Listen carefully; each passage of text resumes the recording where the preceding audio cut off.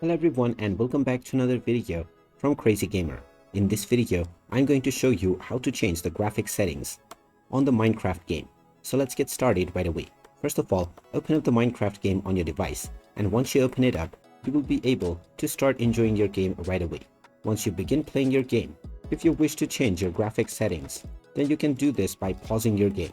Tap on the escape button to pause your game, and then tap on settings. From the settings page, click on display/graphics, and now you will be able to choose the graphics resolution as well as the graphic quality. You can click on the left and right arrow button alongside graphics in order to choose the graphics quality.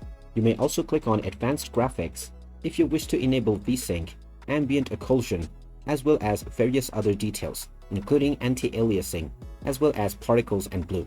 You can also set up your FPS limit in the FPS limit section.